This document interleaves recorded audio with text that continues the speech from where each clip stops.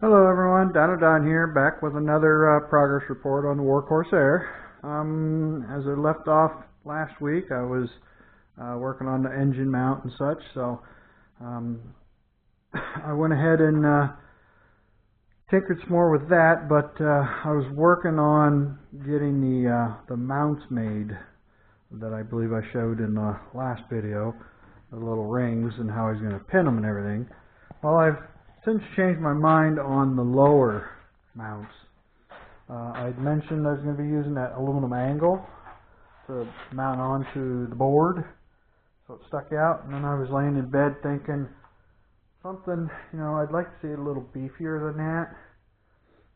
So I figured, man, if I could go get some thick aluminum, I could make like triangle blocks. Well, lo and behold, I remembered, wait a minute, I have a chunk of aluminum. So what I ended up doing is making these.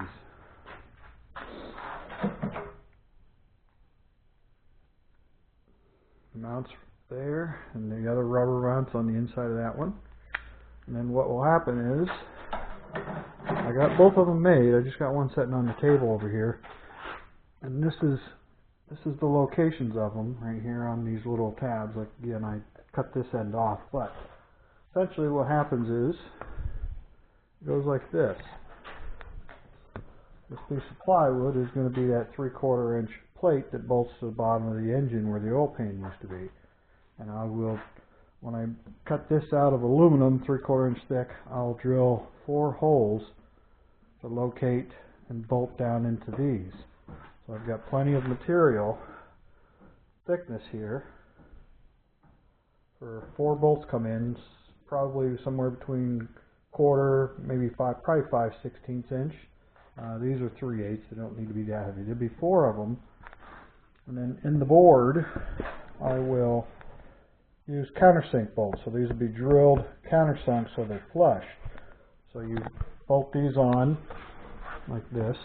Actually, this leg is this side because it's notched for the clearance of the water pump.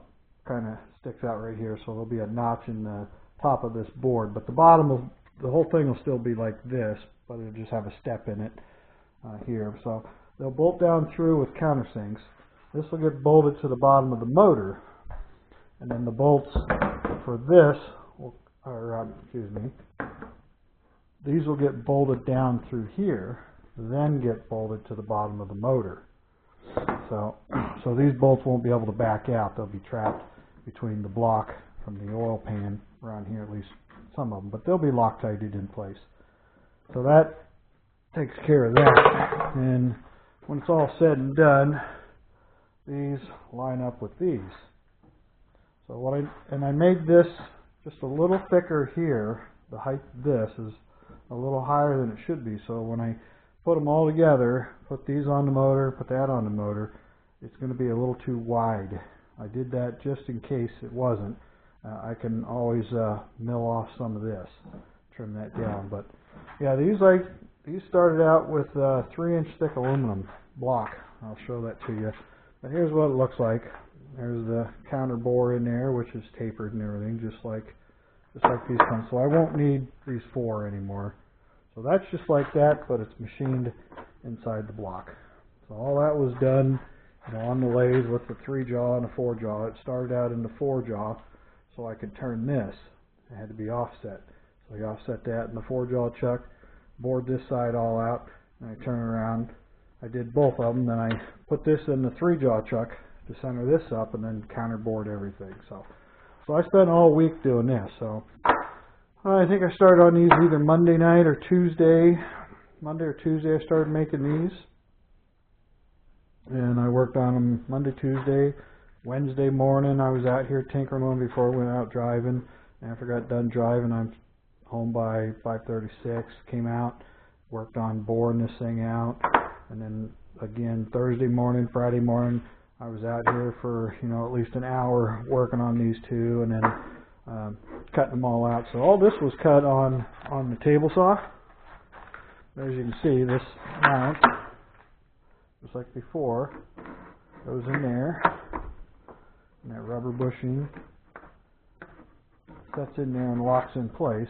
This bore is about 1 inch 800, so these are 1 and 5/8. So that's got plenty of room in there, and the washer doesn't touch or anything. So, and then you've got your steel bushing on there, just like always. And then this squeezes all together. And that'll bolt through the firewall like so.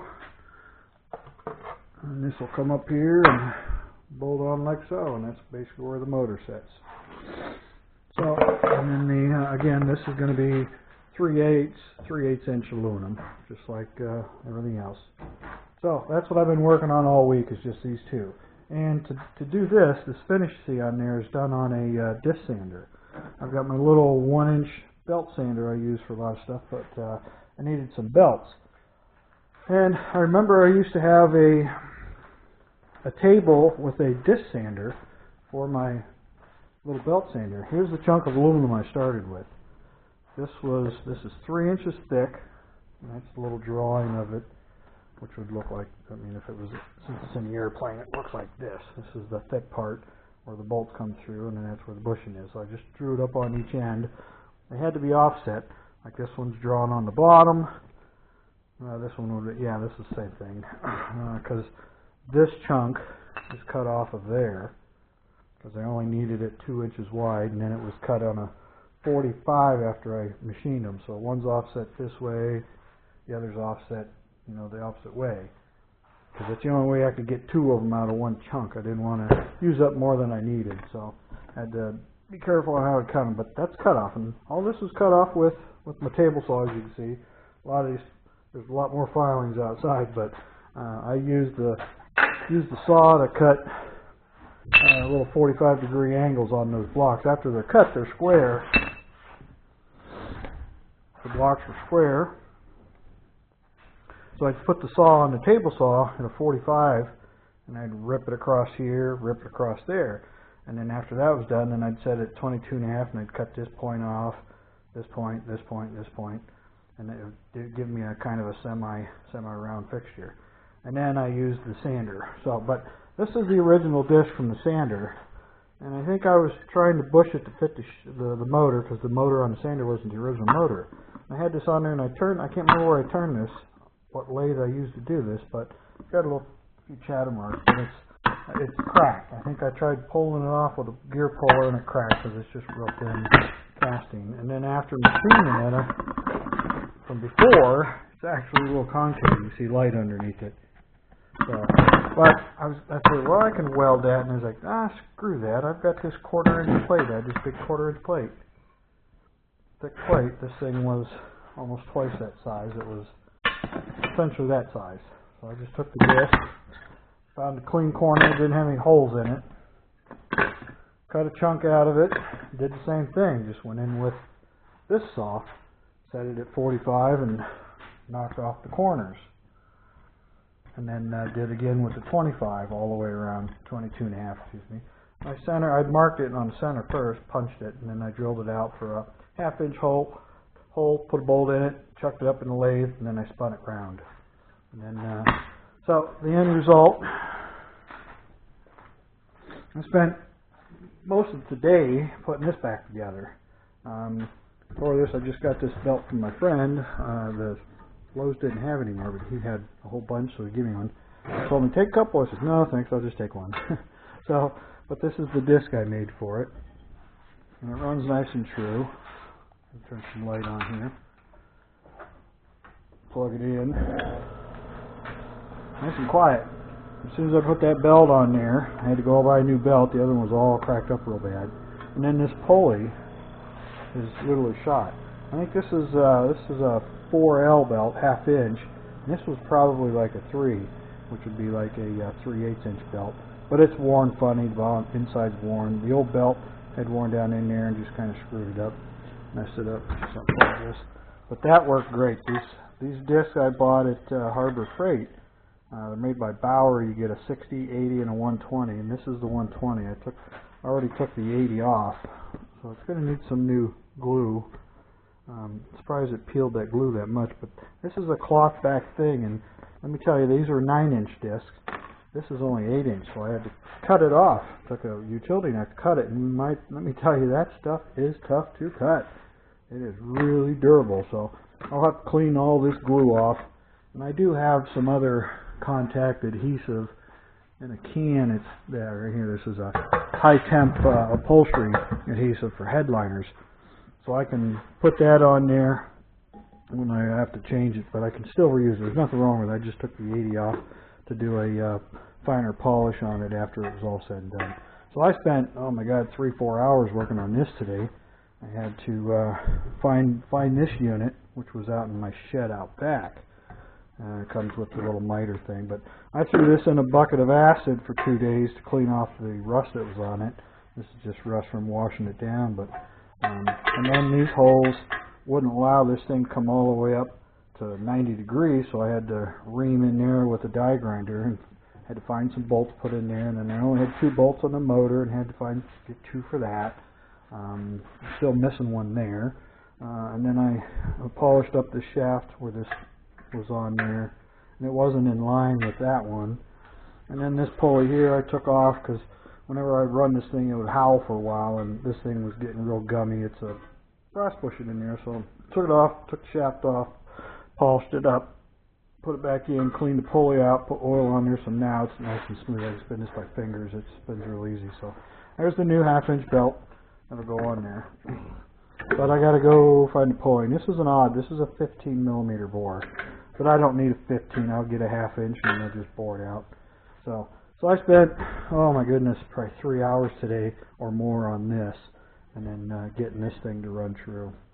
So I bought this thing at an auction at a house estate sale auction for, I don't know, 10 or 20 bucks, you know, back in the 80s. So that's kind of where I'm at. And this, like I said, this was 3 inches thick, 6 inches wide, and just a little over 9 inches long, because I just cut off a 2-inch chunk. What I did is I used a table saw for that.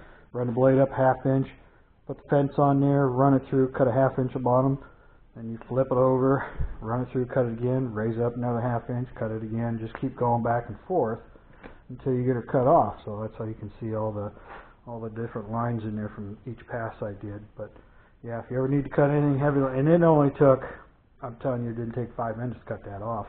And then the same thing here. I had to cut it down to thickness because it's 3 inches and I only needed basically 2 inches. So, but I'll save that. They'll get used someday. And there's some 1/2 inch from cutting up those round ones. So that's all I was doing. I was hoping to work on that today, this piece. I've got it all drawn up. I was in there the other day tweaking the drawing. I finally got an idea how I need to cut it, because this needs to stay solid 3/4. This needs to be 3/4, but it's going to be hollow. It's going to be cut down, 5/8 of an inch inside for a pocket. But out here, this all needs to stay 3/4 inch thick, and then this has to be machined down to give me a thin, you know, at least 1/8 inch to 3/16 inch thick on the edge for the bolts. So there's this profile cut, and then there has to be cut from here. It's got to come around, so this has to be cut down to give me the oil pan shape in here. The bulk, the 3/4, this will be all 3/4, and then these holes will have to be drilled through and countersunk in order to bolt it to the motor. So because that mount's going to be bolted on there, those will have to be, these are real close. This one I can get away with notching maybe or something, but or don't use it at all. But I'll kind of cross that bridge when I get to it. But meanwhile, I have to do a command where I'm cutting out this. It's weird how I got to do it. You'll see it when it's done. So I was hoping to get working on that today, but I spent so much time getting my sander back into shape. So but those turned out really nice. That's 120 grit. And what I was thinking of doing was throwing them in the Aqua Blast cabinet there, the black cabinet. It's got the glass beads and water. Needs a fresh water change. Looks pretty grungy, brown looking, but this is, again, that really fine micro blooms. Very fine stuff. It's like 360 70 grit, or yeah, it's real fine stuff. But it still works great. You just can't see.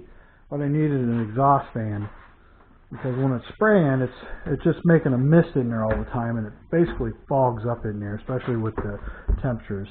But there is a big breather on the back. I need to put like a evacuation fan on there to pull that mist out of there when you're working, because it blocks your seeing of what you're doing. So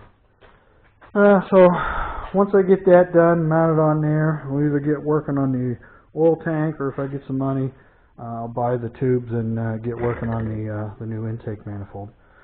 So I don't need to buy any angle, but I do need to get some 3/8 inch plate for there. So, all right, I see we're at 15-16 minutes. This thing will run about 18 minutes, and then it stops and restarts. So then you got to combine them, join them. So I'm just going to go ahead and keep this one at this time over here, so I don't have to splice two together to make one video. Nothing else is done on here. So, all right, as always, everyone, I appreciate everyone taking their time to watch my videos. Again, here's the 6081 grit from Bauer 9-inch, but mine's only 8-inch disc. So I bought two of them. They were only $5.49 a pack. So there's a chunk of aluminum I used to make the hub. So, all right, as always, feel free to leave any comments, questions, concerns. And again, thanks everybody for taking time to watch these videos, putting up with these. And I will get some more done tomorrow, next 2 days, work on this plate, and probably may not have a video ready till next weekend. So, all right, I'm going to go ahead and end the day before this camera dies on me, or well, before I have to splice. So, I think that's about all I need to cover today. So, all right, I guess that's going to do it, everyone. I will catch you on the next one. So, again, thanks for watching, and you guys have a good time, and we'll see you on the next one. So for now, this is Dan and Don out.